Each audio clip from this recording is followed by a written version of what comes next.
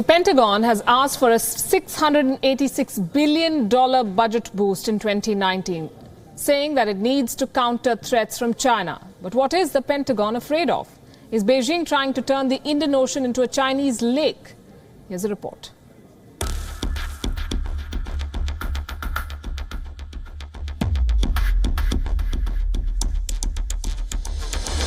Is the Indian Ocean being turned into a Chinese lake? According to the Pentagon, China is seeking regional hegemony in the Indo-Pacific in the near term. And in the long term, it is aiming for nothing less than global preeminence over the United States. For the Pentagon to spell it out ahead of its annual budget proposal signals the world that the challenge from China is serious enough for the US to acknowledge it publicly. But Washington has been recalibrating for some time now. Washington's recalibration has been evident. Recall former President Barack Obama's pivot to the Pacific. Current President Donald Trump named China and Russia as competitors. He termed the Asia-Pacific as the Indo-Pacific, an obvious device to draw India. And a quadrilateral comprising the US, India, Japan and Australia is shaping to challenge China. India has reason to welcome the US recalibration. Just look at the inroads China has made into the Indian Ocean using its money power and commercial muscle, resulting in military strategic spin-offs. China has been island grabbing in the South China Sea for some years now, reclaiming shoals and reefs in the Paracel and Spratly chain and militarizing them.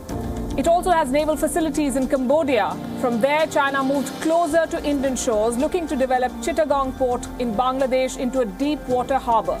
The plan is to expand its ability to handle cargo traffic from the current 30 million tons to 100 million tons. Incidentally, Chittagong will provide easy access to India's northeast as well.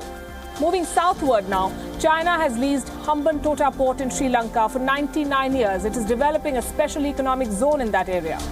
While Chinese submarines have been spotted in Colombo harbour, it may not be long before they enter Hambantota. China is reported to be developing a naval facility in the Maldives and is building a naval base near GWADAR in Pakistan. They recently inaugurated a naval base in Djibouti on the Horn of Africa. Reports of a naval base on the Kenyan coast are also being heard. To counter China, India has been building up its naval strength in Port Blair and Car Nicobar in the Andaman chain.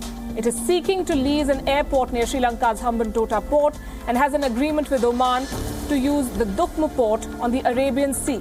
Last month, it signed an agreement with Seychelles to build an airfield and a jetty on the Assumption Island. And since 2007, India has been operating a radar and surveillance station in the northern tip of Madagascar.